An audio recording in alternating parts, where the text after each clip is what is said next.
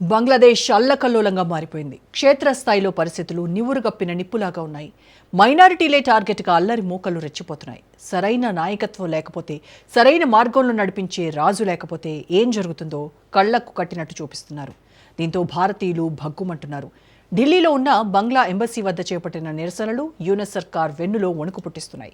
మరోసారి హిందువుల జోలికి వెళ్లాలంటేనే 1000 సార్లు ఆలోచించేలా చేస్తున్నారు హిందూ సంఘాల నేతలు. ఇప్పటికైనా హిందువుల రక్షణకు అక్కడి ప్రభుత్వం చర్యలు తీసుకుంటుందా? అక్కడ చోటు చేసుకుంటున్న పరిణామాలు భారత్ బంగ్లాదేశాల సంబంధాలపై ఎలాంటి ప్రభావం చూపించే అవకాశం ఉంది? బంగ్లాదేశ్లో మైనారిటీలపై కొనసాగుతున్న దాడులు, హత్యలు. దీపుదాస్ అనే హిందూ వ్యక్తి హత్యపై బగ్గుమన్న భారతీయులు. ఢిల్లీలోని బంగ్లా హైకమిషన్ ఎదుట విహెచ్పి నిరసనలు. బంగ్లాదేశ్లో మారణహోమం జరుగుతుంది. సరైన నాయకత్వం లేకపోతే ఏమి జరగనట్లు కళ్లు మూసుకుంటే ఎక్కడైనా అరాచకత్వం ప్రబలిపోతుంది. దీనికి నిదర్శనం ప్రస్తుతం బంగ్లాదేశ్.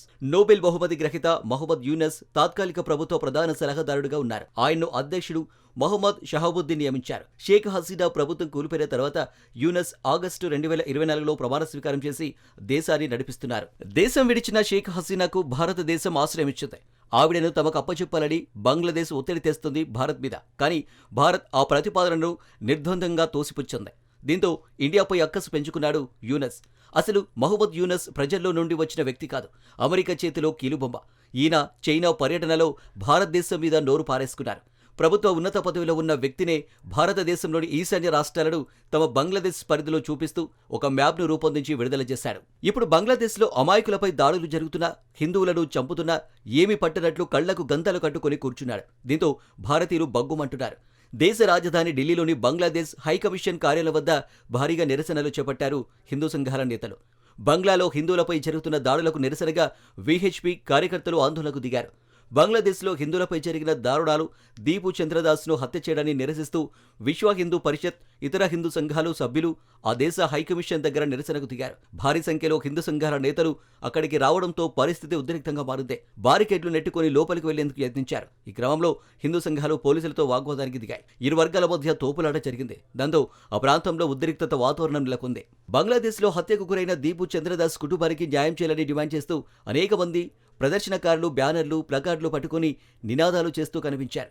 బంగ్లాదేశ్ తాత్కాలిక చీఫ్ మొహమ్మద్ యూనస్ దిష్టిబొమ్మలను కూడా నిరసనకారులు దహనం చేశారు. ప్లకార్డులు, బ్యానర్లు ప్రదర్శిస్తూ ఎంబసీ వద్ద నినాదాలు చేశారు. బంగ్లాదేశ్లో హింసకు పాల్పడుతున్న జిహాదీ శక్తులకు వ్యతిరేకంగా నినాదాలు చేస్తూ వారి దిష్టిబొమ్మను దహనం చేశారు. మరోవైపు బంగ్లాదేశ్పై ఆపరేషన్ సింధూర్ పార్ట్ 2 జరగాలంటూ విహెచ్పి డిమాండ్ చేసింది. ఈ నేపథ్యంలో ఆందోళనకారులను పోలీసులు చెదరగొట్టే ప్రయత్నం చేస్తున్నారు. క్రమంలో ఇలాంటి అవాంఛనీయ ఘటనలు చోటు చేసుకోకుండా పోలీసులు అప్రమత్తమయ్యారు. కార్యకర్తలు ఎవరు లోపలికి వెళ్లకుండా నిలవరిస్తున్నారు. అనంతరం ఆందోళనకారులపై పోలీసులు లాఠీచార్జ్ చేసినట్లు తెలిసింది. మరోవైపు మధ్యప్రదేశ్లో సైతం హిందూ సంఘాలు నేతలు ఆందోళన చేపట్టారు. ఈ క్రమంలో భోపాల్లో బజరంగ్ దళ్ నేతలు మాట్లాడుతూ బంగ్లాదేశ్లో రాష్ట్రపతి పాలన విధించాలని డిమాండ్ చేశారు. హిందువులపై జరుగుతున్న దాడులను తీవ్రంగా ఖండించారు. కాగా బంగ్లాదేశ్లో మైనార్టీలపై జరుగుతున్న దాడులు, మత ప్రదేశాలు, ఆలయ విధ్వంసం ఆందోళనకు గురిచేస్తున్నాయి. ఈ క్రమంలోనే ఓ గార్మెంట్ ఫ్యాక్టరీలో పనిచేసే దీపు చంద్రదాస్ మహమ్మద్ ప్రవక్తను అవమానించాడనే ఆరోపణలతో దాడి చేసి కొట్టి చంపారు. అనంతరం జాతీయ రహదారిపైకి ఈడ్చుకొచ్చి నడి రోడ్డు మధ్యలో నగ్నంగా చెట్టుకు వేలాడదీసి నిప్పంటించి పైశాచిక ఆనందం పొందారు. ఈ అమానవీయ ఘటనను అడ్డుకోవడానికి పోలీసులు సహా ఏ ఒక్కరూ ప్రయత్నించలేదు.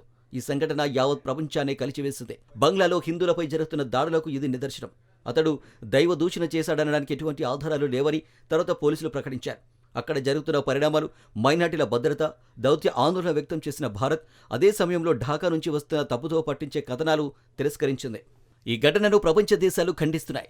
మైనార్టీలను రక్షించేందుకు, చట్టబద్ధమైన పాలనను పునరుద్ధరించేందుకు బంగ్లా అధికారులు చర్యలు తీసుకోవాలని అమెరికా చట్టసభ సభ్యులు పిలుపునిచ్చారు. ఈ మూకదాడి తీవ్ర దిగ్భ్రాంతి కలిగించింది. ఈ హింస తీవ్రంగా కలిచివేసిందని న్యూయార్క్ స్టేట్ అసెంబ్లీ సభ్యురాలు జెన్నిఫర్ రాజ్ కుమార్ తెలిపారు.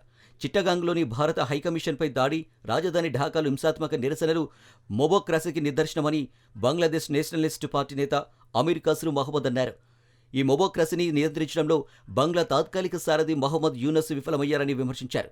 ఇదిలా ఉండగా బంగ్లాదేశ్లోని ఇండియన్ హైకమిషనర్ ప్రణయ్ వర్మకు బంగ్లాదేశ్ విదేశీ వ్యవహారాల శాఖ సమన్లు జారీ చేసినట్టు మీడియా నివేదించింది.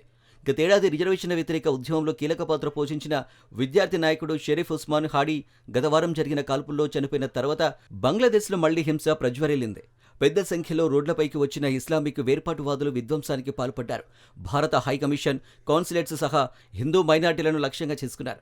ఉద్రిక్తతల నేపథ్యంలో ఇరు దేశాలు తాత్కాలికంగా వీసా ప్రక్రియను నిలిపివేశాయి. అటు విద్యార్థి నాయకుడు షరీఫ్ ఉస్మాన్ బిన్ హదీ మరణం నేపథ్యంలో బంగ్లాదేశ్లో హింసాత్మక ఆందోళనలు చెలరేగడంపై ఆ దేశ మాజీ ప్రధాని షేక్ హసీనా ఆందోళన వెళ్లిబుచ్చారు. మొహమ్మద్ యూనస్ నేతృత్వంలోని బంగ్లాదేశ్ తాత్కాలిక ప్రభుత్వం హింసను నియంత్రించడంలో పూర్తిగా విఫలమైందని విమర్శించారు. యూనస్ పాలనలో బంగ్లాదేశ్లో హింస సాధారణ విషయంగా మారిపోయిందని ఆరోపించారు. యూనస్ సర్కార్ ఇస్లామిక్ తీవ్రవాద శక్తులకు అవకాశం కల్పిస్తుందంటూ ఆమె తీవ్ర ఆరోపణలు చేశారు. హింసాత్మక ఘటనలు బంగ్లాదేశ్ అంతర్గత స్థిరత్వాన్ని కాకుండా పొరుగు దేశాలతో సంబంధాలను దెబ్బతీస్తున్నాయని విమర్శించారు. కాగా వచ్చే ఏడాది ఫిబ్రవరి 12న బంగ్లాలో ఎన్నికలు జరగనున్నాయి. ఈ నేపథ్యంలోనే మరోసారి హింసాత్మక ఘటనలు చోటు చేసుకున్నాయి. ఇదిలా ఉంటే భారత్లోని బంగ్లాదేశ్ దౌత్య కార్యాలయాలపై జరిగిన నిరసనలపై బంగ్లాదేశ్ తీవ్ర ఆందోళన వ్యక్తం చేసింది. ఢిల్లీలో భారత ఐకమిషన్ను పిలిపించి నిరసన తెలిపింది. దౌత్య కార్యాలయాలపై హింస, బెదిరింపులు అంతర్జాతీయ ప్రమాణాలకు విరుద్ధమని బంగ్లాదేశ్ విదేశాంగ మంత్రిత్వ శాఖ తెలిపింది. ఈ నెల 20న ఢిల్లీలో నిరసన, 22న సిలిగురిలోని బంగ్లాదేశ్ వీసా కేంద్రంపై జరిగిన విధ్వంసాన్ని ప్రస్తావిస్తూ భవిష్యత్తులో ఇలాంటి ఘటనలు పునరావృతం కాకుండా చర్యలు తీసుకోవాలని, మరోవైపు బంగ్లాదేశ్లో కొనసాగుతున్న హింసాత్మకత, భారత్ వ్యతిరేకత పరిణామాలపై అస్సాం ముఖ్యమంత్రి హిమంత బిశ్వ శర్మ కీలక వ్యాఖ్యలు చేశారు. బంగ్లాతో దౌత్యానికి సమయం దాటిపోయిందని, ఇక శస్త్రచికిత్స అవసరమని వ్యాఖ్యానించారు. భారత రక్షణకు కీలకమైన చికెన్ స్నేక్ ప్రాంతాన్ని స్వాధీనం చేసుకోవాల్సిన అవసరం ఉందన్నారు. ఇదిలా ఉంటే బంగ్లాదేశ్ మాత్రం ఎందుకు భిన్న వైఖరి ప్రదర్శిస్తుంది? భారతదేశంలోని తమ దౌత్య కార్యకలాపాలపై దాడులపై బంగ్లాదేశ్ ఆందోళన వ్యక్తం చేసింది. న్యూఢిల్లీ, సిలిగురిలో జరిగిన సంఘటనలను నిరసిస్తూ భారత హైకమిషన్కు సమన్లు జారీ చేసింది. దౌత్య సంస్థలపై ఉద్దేశపూర్వకంగా హింస లేదా బెదిరింపు చర్యలను బంగ్లాదేశ్ ఖండిస్తుంది. ఇది దౌత్య సిబ్బంది భద్రతకు హాని కలిగించడమే కాకుండా పరస్పర గౌరవం, శాంతి, సహనం విలువలను కూడా దెబ్బతీస్తుంది అని బంగ్లాదేశ్ విదేశాంగ మంత్రిత్వ శాఖ ఒక ప్రకటనలో తెలిపింది. బంగ్లాదేశ్లో ఇటువంటి హింసకు తావులేదని భూటకో బాటలో మాట్లాడుతుంది. కానీ వాస్తవానికి జరుగుతున్నది మాత్రం వేరు. బంగ్లాలో ఇటీవల మైనార్టీలపై దాడులు విపరీతంగా పెరిగాయి. ఈ ఏడాది జనవరి, జూన్ ప్రాంతంలో ఆ దేశంలో మైనార్టీలపై దాడులు ఘటనలు 258కి జరిగాయి. ఈ దాడులలో 27 మంది మృతి చెందగా 20కి పైగా మహిళలు అత్యాచారానికి గురయ్యారు. 59 దేవాలయాలపై దాడులు జరిగాయి. భారతదేశాన్ని ఎలాగైనా సరే టార్గెట్ చేయాలని చూస్తుంది బంగ్లాదేశ్ ప్రభుత్వం. సిలిగురి చికెన్ నెక్ ని తమ ఆధీనంలోకి తెచ్చుకుంటామని, తద్వారా భారతదేశాన్ని ముక్కముక్కలుగా చేస్తామని ప్రగల్భాలు పలుకుతున్న ఈ ఉత్తర కుమారులకు ఏమి చూసుకొని ఆ ధైర్యమో, ఈ సందర్భంగా భారతదేశం ఏం చేస్తుందో అని ప్రపంచ దేశాలు ఆసక్తిగా ఎదురుచూస్తున్నాయి.